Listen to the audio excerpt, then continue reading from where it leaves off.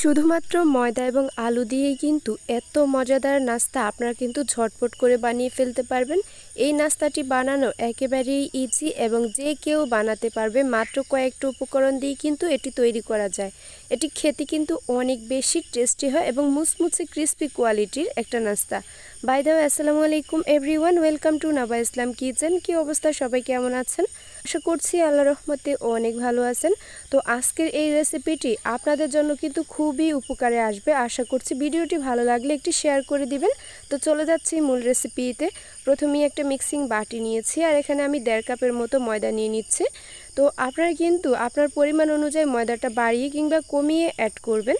এরপর দিয়ে দিচ্ছি কতগুলো ইনগ্রেডিয়েন্টস। এখানে লবণ অ্যাড করেছি 1 চা চামচের মতো, সেই সাথে কুকিং অয়েল অ্যাড করে দিয়েছি 1 টেবিল চামচ পরিমাণের মতো। আপনারা কিন্তু টেস্ট অনুযায়ী লবণটা অ্যাডজাস্ট করে নেবেন।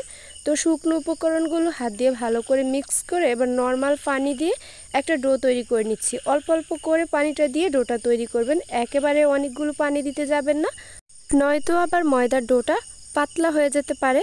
তো দেখতেই পাচ্ছেন ডোটা কিন্তু তৈরি করে নিয়েছি। এরপর একটা সাইডে রেখে চলে যাচ্ছি নেক্সট স্টেপে। এখানে আমি 1 কাপের মতো সেদ্ধ করা আলু নিয়েছি আর এটা কিন্তু আমি ম্যাশ করে নিয়েছি। এখন চলে যাচ্ছি সরাসরি কিচেনে। একটা কড়াই বসিয়ে দিয়েছি আর এখানে আমি 1.5 টেবিল চামচ পরিমাণের মতো কুকিং অয়েল অ্যাড করেছি। সেই সাথে মাঝারি সাইজের একটি পেঁয়াজ কুচি এবং কাঁচামরিচ কুচি ব্যবহার করেছি। ঝালটা আপনার টেস্ট অনুযায়ী ব্যালেন্স করে নেবেন। তো এটা আমি কিছু সময় ভেজে নিয়েছি। যখন একটু কালার চেঞ্জ হয়ে গিয়েছে এখন কিছু পেস্ট মশলা ব্যবহার করছি। রসুনের পেস্ট 1 চা চামচ, আদার পেস্ট নিয়েছি 1 চা চামচ, জিরা গুঁড়া নিয়েছি 1 চা চামচ পরিমাণ। এখন এগুলো ভালো করে ভেজে নিচ্ছি যাতে কাঁচা গন্ধটা চলে যায়। তো যখনই তেলটা ছেড়ে দিয়েছে তখন এই যে আলু সেদ্ধটা অ্যাড করে দিয়েছি।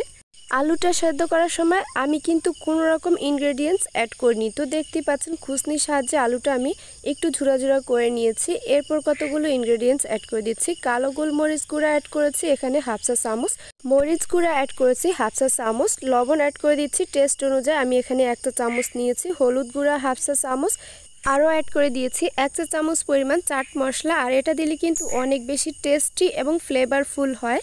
এখন সবগুলো ইনগ্রেডিয়েন্টস ভালো করে মিক্স করে নিচ্ছি। এখানে কিন্তু কোনো রকম পানি ব্যবহার করা যাবে না, জাস্ট তেলের মাঝেই কিন্তু এই আলুটা মশলার সাথে ভালো করে মিক্স করে নিতে হবে। ফাইনালি কিন্তু আমার এই যে পুরটা রেডি হয়ে গিয়েছে। এখন আমি চুলাটা অফ করে দিয়েছি, চুলা থেকে নামিয়ে ঠান্ডা হতে দিব। এইদিকে বাকি কাজগুলো সেরে নিচ্ছি।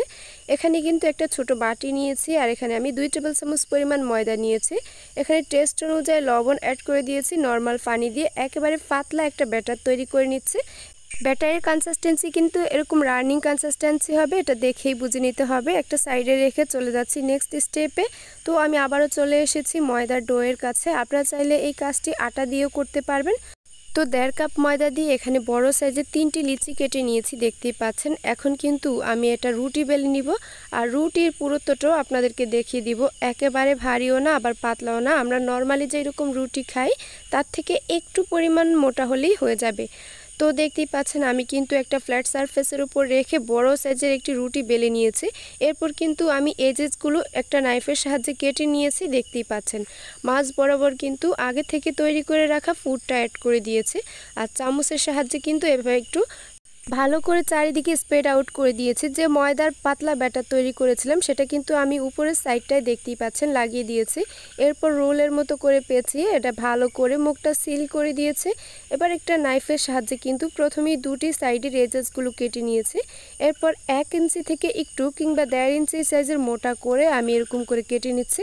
আর এই কাজটি কিন্তু একেবারেই ইজি, আপনারা দেখেই বুঝতে পারতেছেন। সামান্য ময়দা ডাস্ট করে এরপর আমি এরকম ফ্ল্যাট করে নিচ্ছি। এটা ময়দা ছাড়া যদি আপনারা এভাবে ফ্ল্যাট করতে যান এটা লেগে যেতে পারে।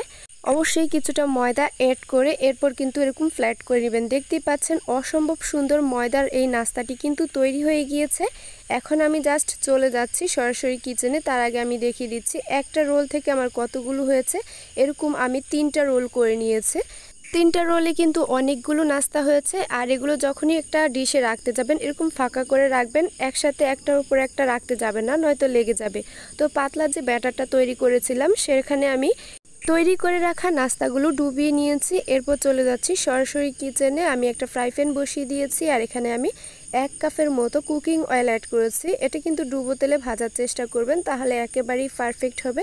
তো চুলা আঁচটা মিডিয়াম টু লো ফ্লেমে রেখে আমি কিন্তু ময়দার ভিতরে ডুবিয়ে এরপর এখানে আমি নাস্তাগুলো তেলের মাঝে ভেজে নিচ্ছি। চুলার আঁচটা মিডিয়াম টু লো ফ্লেমে রেখে একদম লালচে ব্রাউন কালার করে ভেজে নিতে হবে।